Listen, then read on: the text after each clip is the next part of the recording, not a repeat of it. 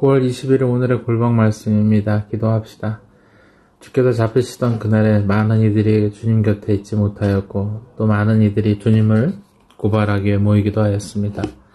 하나님, 그 모든 이들이 주님 앞에서 주님의 행하신 일에 증인되었음을 기억합니다. 주님이 숨지 않으시고 많은 이들 앞에서 우리를 구원하시는 것을 보이셨으니 저희도 우리 삶에서 주님을 숨기지 아니하고 살아계신 주님을 증거하게 하여 주시옵소서.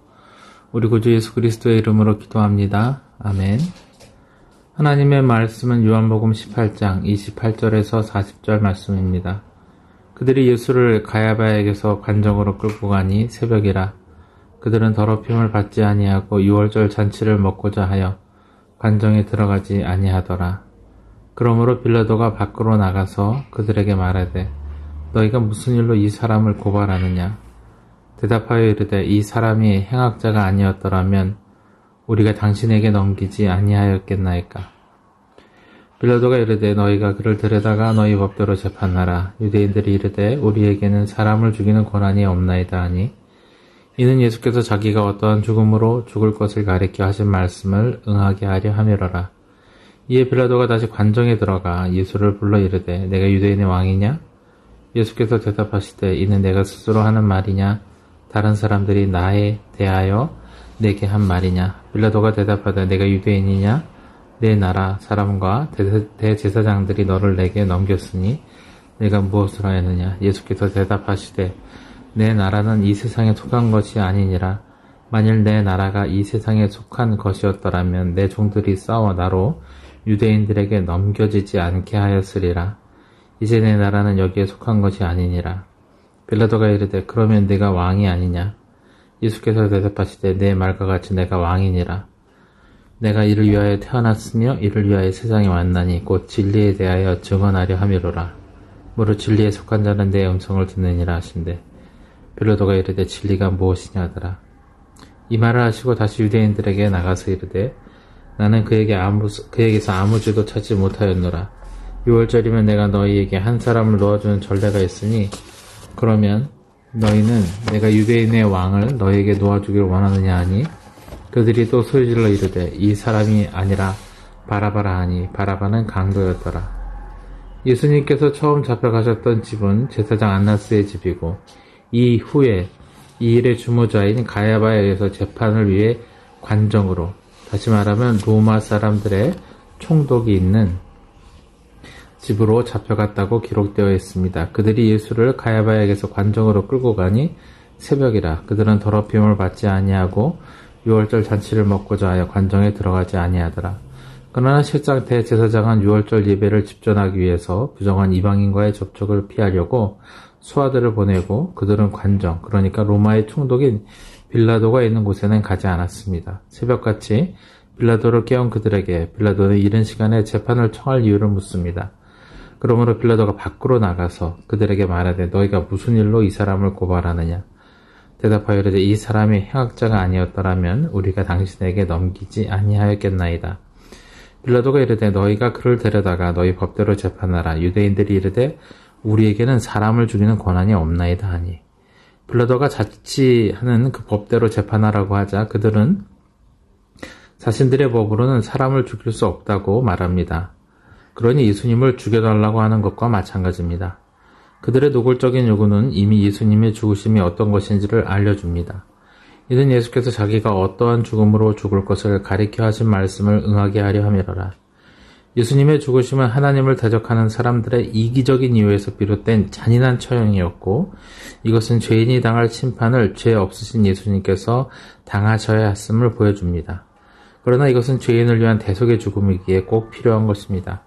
빌라도는 예수님께 고발의 내용을 묻습니다. 이에 빌라도가 다시 관정에 들어가 예수를 불러 이르되 내가 유대인의 왕이냐? 예수께서 대답하시되 이는 내가 스스로 하는 말이냐?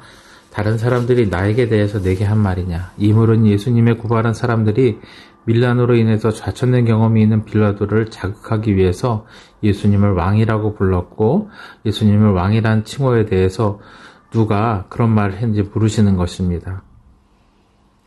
몰라서가 아니라 이 칭호로 고발을 당한 것이 부당한 것을 나타내는 것이죠. 예수님은 유대인의 왕이 아닌 세상 모두의 왕이십니다. 빌라도는 그러면 왜 대제사장들이 이런 말로 예수님을 고발하였는지 묻습니다.